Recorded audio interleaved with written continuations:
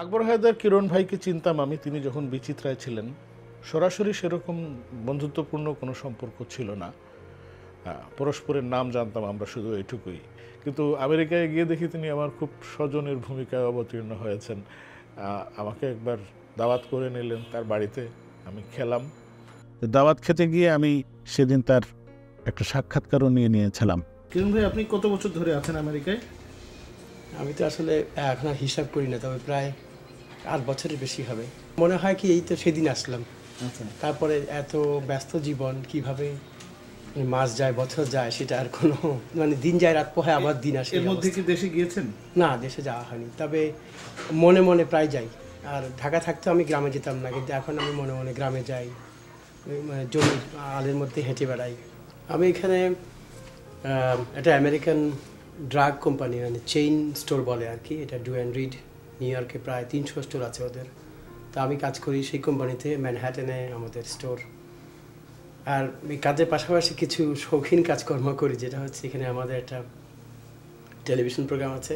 এটাকে শৌখিন কাজ বলছেন কেন? আসলে এইটাকে কেউ এখনো পেশা হিসাবে নেয়নি, এটা হচ্ছে নিজের খেয়ে বনের মোষ তাড়ানোর মতো আর কি। আমরা যারা এখনও দেশের সেই সব স্মৃতি ভুলি না, বা এই সাংবাদিকতার সাথে যারা জড়িত ছিলাম বা আছি এখনও, তাদেরই কয়েকজন মিলে এই ধরনের একটা প্রচেষ্টা আর কি, যাতে একটা সংযোগ রক্ষা করে চলা যায়, নিজের সংস্কৃতির সেবা করা যায়, সেই উদ্দেশ্যেই আর কি। এটাতে কোনো লাভ হয় না। তা আমরা যেটার সাথে জড়িত, আমি বাংলা টিভি নিউ ইয়র্ক, এই প্রোগ্রামটা অনেক আগে থেকে শুরু হয়েছিল, বেশ কয়েক বছর আগে। এখন আমরা এটাকে নতুন একটু ধাঁচে ফেলে আবার করছি, আরও বর্ধিত বলে আর কি। কদিন আগে আমরা করেছি একটা, যেটা এই বাংলাদেশের বাইরে প্রথম হয়েছে, সেটা হচ্ছে নতুন কুড়ি প্রতিযোগিতা। এখানকার গন্ডায় গন্ডায় বাচ্চা কাচ্চা, ওদের বাবা মা ছোটো ভাই বোন সবাই মিলে অদ্ভুত পরিবেশ রচিত হয়েছিল আর কি সেই সময়। তা আমরা চেষ্টা করি আমাদের লিমিটেশনসের মাধ্যমেও যাতে কিছু করা যায় দেশের জন্যে, যাতে প্রবাসী থেকে আমাদের এই ভবিষ্যৎ প্রজন্ম দেশকে একটু জানতে পারে, বুঝতে পারে। তারপরে তিনি একবার আমাকে আমন্ত্রণ জানালেন যে তাদের একটা টেলিভিশন আছে, সপ্তাহে কোনো এক বারে এটা এত ঘন্টা প্রচার হয়, এই টেলিভিশনের জন্য আমি যেন একটা সাক্ষাৎকার দিই। সেখানেও আমি খুব আগ্রহ ভরে আমি চলে গেলাম। গিয়ে দেখি এক বাড়ির বেসমেন্টে একটা জায়গাকে একটা স্টুডিওর মতো বানানো হয়েছে। একটা টেবিলের এক পাশে আমরা 3 জন বসলাম গাদাগাদি করে, সামনে একটা ক্যামেরা, তার পাশে আমিও আমার ক্যামেরাটা রেখে দিলাম। তো ওনারা কি আমাকে জিজ্ঞেস করেছিলেন সেটারও আমি জবাব দিয়েছিলাম। সুধীমণ্ডলী, আমন্ত্রণ জানাচ্ছি বাংলা টিভির বিশেষ সাক্ষাৎকার অনুষ্ঠানে। আজ আমাদের স্টুডিওতে উপস্থিত রয়েছেন বাংলাদেশের বিশিষ্ট নাট্যকার শাকুর মজিদ। জনাব শাকুর মজিদ, আপনাকে জানাচ্ছি আমাদের অনুষ্ঠানে স্বাগতম। ধন্যবাদ আপনাদেরকে। আজ আমাদের অনুষ্ঠানে আমি আকবর হায়দার কিরণ, আমার পাশাপাশি রয়েছেন মিজানুর রহমান। আমরা দুজনে মিলে আপনার সাথে গল্প করব। তো মিজান সাহেব, আপনি শুরু করুন। শাকুর ভাই, যেটা আমি জানি আর কি, বর্তমান সময়ে দেশে এবং প্রবাসে আপনি একজন আলোচিত নাট্যকার। আপনার যে নাটকটি সম্প্রতি দেশে এবং বিদেশে প্রচুর সাড়া জাগিয়েছে, সেটি হলো লন্ডনী কন্যা। আমরা প্রথমে জানতে চাইব যে আপনার এই নাটক সম্পর্কে আপনি আমাদেরকে কিছু বলুন, এবং আমাদের দর্শক শ্রোতাদের উদ্দেশ্যে কিছু বলুন। একটা নাটক লেখার পরিকল্পনা থেকেই লন্ডনী কন্যা নাটক চিত্রনাট্য আমি লেখা শুরু করি। আর নাটকটা যখন যে কোনো একটা বিষয় নিয়ে একটা নাটক লেখার কথা চিন্তা করেছিলাম, তখন প্রথমেই কেন যেন মনে হয়েছিল যে আমাদের নিজেদের অঞ্চলের একটা বার্নিং ইস্যু এই লন্ডনী কন্যা, এই মেয়েদেরকে যেভাবে কখনো কখনো গ্রামে এনে এক্সপ্লয়েট করা হয়, মনে হয়েছিল যে তার বিরুদ্ধে আমার কিছু বলার আছে। এই অভিপ্রায় নিয়েই মূলত এই নাটকটা লেখা। আমি নাটকে বোঝাতে চেয়েছিলাম যে একটা মেয়ের পাসপোর্টের পরিচয় একটা মেয়ের প্রধান এবং একমাত্র পরিচয় না, এর বাইরেও সে একজন নারী। এই সম্মানটা আমরা কোথাও না কোথাও মিস করছি এই শ্রেণীর মহিলাদের প্রতি, এটা যেন আমরা দেখাতে শিখি। এটা থেকেই নাটকটি লেখা। এই নাটকে নিয়ে যে আন্দোলন, এই সম্পর্কে আপনার প্রতিক্রিয়া কি? আন্দোলনটা আসলে আমার হাতে ছিল না, বিতর্ক বিভিন্ন, এটা আন্দোলন হয়ে পর্যন্ত গড়িয়ে যাবে এটা আমি কখনোই চিন্তা করিনি। তার কারণ হচ্ছে নাটকটা লেখার পরে এই নাটকটি আমি 3 বছর ধরে এটা বানাতে পারি নাই, কারণ আমি এটা বানানোর জন্য যথাযথ কোনো প্রডিউসার পাই নাই যে এটার পেছনে টাকা লগ্নি করবে। আমার নাম কেউ জানে না, কেউ 3 লাখ টাকা হুট করে এটার পেছনে যোগান দিতে চায়নি। তো এর মধ্যে এই পাণ্ডুলিপিটা দিয়ে সিলেট বেতারে এটার নাট্যরূপ দিয়ে বেতার নাট্যরূপ দিয়ে এটা নাটক প্রচার হয়েছে। তারপরে সিলেটের আর্টিস্টদেরকে দিয়ে এই নাটকটি অভিনয় করানো হয়েছে। হ্যাঁ, সব আর্টিস্টরা এটা পড়েছেন, প্রশংসা করেছেন, দেখেছেন। নাটকটি এডিটিং হওয়ার পরে আমরা সিলেট প্রেস ক্লাবে সিলেটের গণ্যমান্য লোকজন এবং সাংবাদিকদেরকে দেখিয়ে প্রথম এটার প্রিমিয়ার শো করি,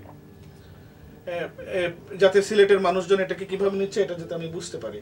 সে সময় সিলেটের দৈনিক পত্রিকাগুলোতে ফলাও করে এটার প্রশংসা বাক্য প্রকাশ হয়। এরপরে ঢাকাতে যখন এটার প্রেস শো করি, সেখানেও সিলেটের 2জন নির্বাচিত এমপিকে আমি আমন্ত্রণ জানাই। তারা নাটকটি দেখে ভূয়সী প্রশংসা করেন নাটকের। কিন্তু নাটক প্রচারের পরে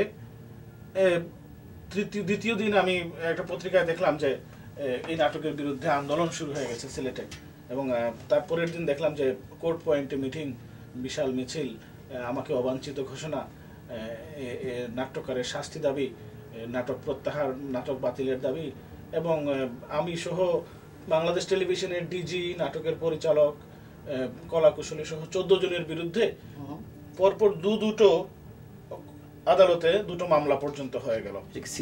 সিলেটে একটা বিশ্বনাথে হয়েছে, একটা সুনামগঞ্জে হয়েছে।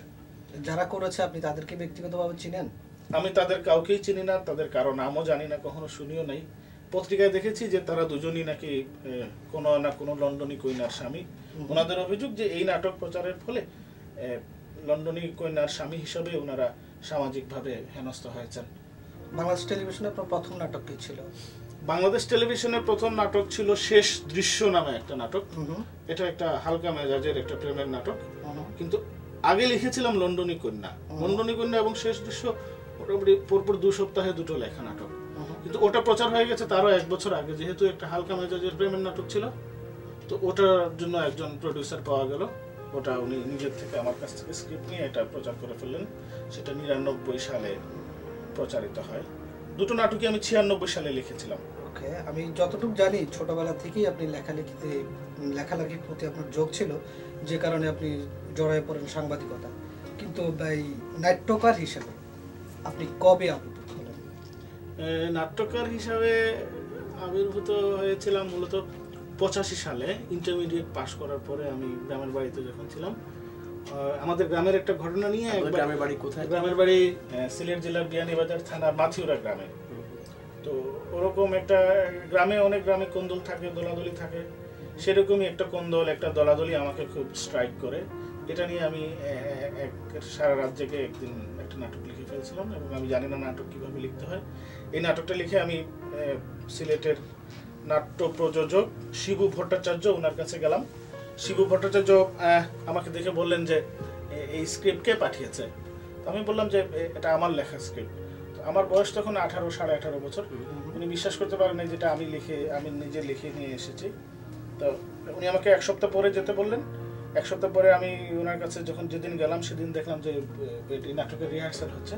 এরপরের শুক্রবারে এটা প্রচার হবে সিলেট বেতার থেকে। উনি বললেন, তুমি কি এখনো চিঠি পাও নাই? আমরা তো চিঠি পাঠিয়ে দিয়েছি তোমার কাছে। আপনাকে একজন নাট্যকার হিসেবে না একজন সাংবাদিক হিসেবে পরিচালিত করার মত করছেন এই মুহূর্তে? এই মুহূর্তে আমি এক ধরনের সাংবাদিকতা করছি। এই মুহূর্তে নিউ ইয়র্কে বসে এক ধরনের সাংবাদিকতা করছি। এটা এক ধরনের টিভি জার্নালিজম। আমি একটা প্রামাণ্য চিত্র নির্মাণ করছি বাংলাদেশি যারা আমেরিকাতে আছেন তাদের উপরে, অভিবাসীদের নিয়ে। মূলত আমি একটু বের করার চেষ্টা করছি যে কেন তারা এখানে এসছেন। পৃথিবীর সব জায়গা থেকেই এসছে, সবার কোনো না কোনো কারণ আছে। তো আমাদের যারা এসছেন তাদের কারণটা কি, তারা এখানে কে কেমন আছেন, দেশ নিয়ে কে কি ভাবছেন, আর ওই দেশের মানুষজন যাতে তাদের কথা শুনে তাদের কোনো রিয়েলাইজেশন হয়। সাকুর ভাই, আপনাকে একটা মজার কথা আমি বলি, সেটা হলো যে আপনার লন্ডনী কন্যার যে একটা ডায়লগ আমাদেরকে বলতে দেখি। সিলেটি ভাষায় বলতে হবে আপনাকে, কারণ আপনার নাটকটা সিলেটি ভাষায় হয়েছে। সিলেটি ভাষায় ডায়লগ খুব মানে চুম্বক কিছু ডায়লগ এরকম। ওই যে মা ছিল সে কথায় কথায় বলতো যে হিডিক হিডিক, আরেকটা কি কথা বলতো, হিডিক মানে কি, মানে একটু বিশুদ্ধ আচ্ছা, কথা আচ্ছা, বলে তো আচ্ছা। সবাই। হুম। তারপরে আবার ওই টেরাবল, মানে টেরাবল। অর্ধশিক্ষিত মহিলা হঠাৎ করে লন্ডন গিয়ে ইংরেজি শব্দের সাথে আচ্ছা। পরিচিত হয়েছেন। তো এক জায়গায় একটা ডায়লগ ছিল এরকম যে ওই মেয়ে যখন স্কুলে চলে গেল, মা চিন্তিত হয়ে পড়েছেন যে মেয়ে আবার এসে কোন লোকের সাথে মিশে যায়, আবার অন্য লোককে যদি বিয়ে টিয়ে করে ফেলে। তো বাপকে বলছে যে সাগি সেনাইতে না ধরলে 3 পিস মাগিয়া ধরা যায় না, কতটা হুনিয়া রাখিও। এর স্বাদ হচ্ছে মানে এর অনুবাদ মানে হচ্ছে যে যদি কাউকে আটকাতে হয় তাহলে ইনিশিয়াল স্টেজেই তাকে আটকাতে হবে, এটাকে ইলংগেট করলে পরে আর এটাকে আটকানো যাবে না। আচ্ছা মিজান, এখন ওনার যে আরেকটা খুব বিতর্কিত না, বেশ সাড়া জাগানো যেটা টেলিফিল্ম আর কি, নায়ুরি, এটার সম্বন্ধে আপনি একটু বলেন। এটা তো নাকি বেশ মানে এখানে প্রবাসে যথেষ্ট সাড়া জাগিয়েছে, অনেকে আসলে পছন্দ করেছেন। লন্ডনে কইনা নাটক লেখার পরে আমি নিজে খুব অস্থিরতার মধ্যে ছিলাম যে আমি অনেকে মনে করতে পারে নাই যে আসলে আমি নাটক লিখতে পারি। তো বা নাটক আরেকটা যদি নাটক লিখি, যেভাবে এটা আলোচিত হয়েছে, সমালোচিত হয়েছে, নন্দিত নিন্দিত দুটোই হয়েছে, তাতে আমার নিজের মধ্যে একটা দায়িত্ব বোধ এসে গিয়েছিল যে আমার পরবর্তী নাটকটা নিয়ে মানুষের প্রত্যাশা থাকবে, সেটা আমার অতিক্রম করতে হবে। আমার নিজেকে অতিক্রম করার জন্য আমি একটা চেষ্টা করেছিলাম যে একটা জটিল বিষয় নিয়ে নাটক লিখবো। তো এই জটিলতাটা ছিল যে আমাদের চাওয়া পাওয়ার চিরন্তন একটা জটিলতা, দ্বন্দ্ব, যে আমি কি চেয়েছিলাম আর কি পেলাম। যেটা পেলাম না সেটার মধ্যে যা পেয়েছি তার কোথায় কতটুকু কি আছে, এই মিলটুকু বা অমিলটুকু, এই দ্বন্দ্বটা নিয়ে আমি কাজ করেছি নায়ুরিতে মূলত। কতটুকু আপনার সার্থকতা এটা আপনারা বলতে পারবেন, আপনারা যদি দেখে থাকেন। ফিডব্যাক কেমন হয়েছে দেশে বা বিদেশে? পত্রিকায় তো দেখছি মানুষজন প্রশংসা করছে, কেউই বদনাম করে নাই নাটকটির, এবং অনেকেই বলেছে যে লন্ডনী কুইনার চেয়ে এই নাটকটি ভালো হয়েছে। আমি নিজে মনে করি যে আমি লন্ডনী কুইনার চেয়ে এটা অনেক ভালো লিখেছি। আমি মনে করলে তো হবে না, মানুষজন বুঝতে হবে আমি কতটা কমিউনিকেট করতে পেরেছি। আর এই নাটক করার সময় আমি প্রথমেই চিন্তা করেছিলাম যে একটা গ্রাম, আমাদের হারিয়ে যাওয়া গ্রামটাকে আমরা উঠাবো। মানে গ্রামের চিরন্তন যে কিছু বিষয় আসা আছে, এলিমেন্টস থেকে শুরু করে কালচার সব কিছু, সেটার জন্য আমরা এরকম একটা গ্রাম খোঁজার জন্য আমরা 2 বার বেরিয়েছি। আমি, পরিচালক তৌকির আহমেদ, এটা চিত্রগ্রাহক রফিকুল বারী চৌধুরী। শেষে আমরা এই নাসিরনগর জেলার গুনিয়াউক নামে একটা গ্রাম, এটা ব্রাহ্মণবাড়িয়া জেলায় পড়েছে, নাসিরনগর থানার গুনিয়াউক গ্রামে এরকম একটা গ্রাম পেলাম ভাটি অঞ্চলের দিকে, যে গ্রামের আমার নেরেশনে আমি যে বর্ষার রূপ আমি দেখেছিলাম এটার সাথে অনেকটুকুই মিল ছিল। তবে আমরা লোকেশন সিলেক্ট করার পরে শুটিং করতে গিয়ে দেখলাম যে পানি অনেক নেমে গেছে। তারপর আমাদের অনেক কষ্ট করতে হয়েছে, যেখানে পানি আছে ধরেন 4-5 মাইল ভেতরে গিয়ে হাওড়ে গিয়ে শুট করতে হয়েছে হয়ে যাচ্ছে।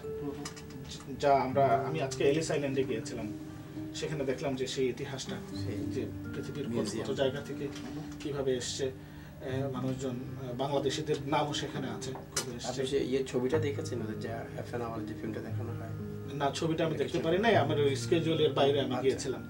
তো আমার একটা পরিকল্পনা আছে যে ধরুন এরকম একটা গল্প যদি আমি সাজাতে পারি, যে 4 পুরুষের গল্প যারা প্রথম দিকে আমেরিকাতে এসেছিল কলম্বাসের পরে আমাদের বাঙালিদের, সেক্ষেত্রেও কি সিলেটের আমরা এগিয়ে আছি এখানে? এই ধরনের কোনো তথ্য আপনি পেয়েছেন কি? তথ্য আমি ওরকম কোনো অথেন্টিক তথ্য পাই নাই, তবে প্রবাসী যারা বাংলাদেশি যারা আছেন তাদের বেশিরভাগ হয়তো ইন্ডিভিজুয়াল কোনো জেলার কথা চিন্তা করলে সিলেট অঞ্চলের বেশি লোক হয়তো সবচেয়ে বেশি হবে, এটা আমার আপাতত মনে হয়। আমি জানি এখন যে কিরণ টিভি নামে একটা টেলিভিশন আছে অনলাইনে, আমি দেখি। আর কখনো যদি নিউ ইয়র্ক যাওয়া হয় আমি দেখব যে কিরণ ভাইয়ের সেই টেলিভিশনটা এখন, নতুন টেলিভিশনটা এখন কেমন আছে।